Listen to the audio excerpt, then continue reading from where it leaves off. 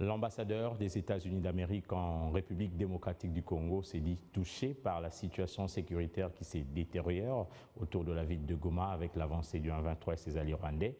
Pour Lucie Tamlin, il faut une solution diplomatique pour permettre aux déplacés de guerre de regagner leur village d'origine. Madame l'ambassadeur des États-Unis dans un extrait choisi par Patrick Sialois. C'est ma toute première visite ici à Goma et je me suis entretenue avec le gouverneur général pour parler de la situation sécuritaire et aussi de le rassurer de l'assistance américaine pour soit résoudre le conflit, soit aider les victimes.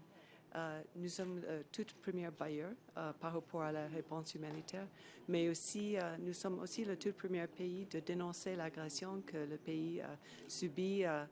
Le samedi dernier, nous avons fait une déclaration tout en rappelant l'importance de poursuivre les voies diplomatiques, mais condamnant la présence des forces rwandaises sur le territoire congolais et aussi demandant la retraite de la M23 conformément avec les décisions des leaders régionaux dans les processus de Luanda et Nairobi. Donc, on va continuer dans ce sens.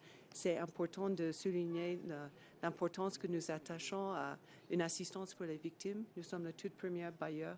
Nous apportons une assistance particulière pour les populations les plus vulnérables, les femmes, les filles, par rapport à la nourriture, les soins médicaux et aussi l'abri. Mais toutefois, comme nous nous sommes convenus lors de notre discussion, l'objectif est le retour des populations chez eux. On n'envisage pas une situation où les populations déplacées vont vivre ici, vont perdurer ici.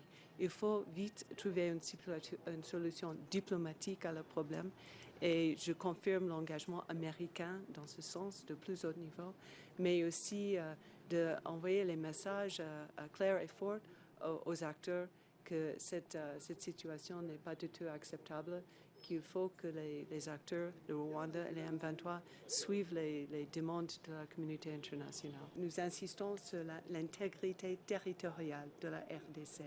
Toutefois, nous pensons qu'il faut redoubler les efforts pour trouver une solution pacifique, redoubler les efforts diplomatiques pour trouver les accords qui puissent faire en sorte que les deux pays puissent vivre en paix et harmonie.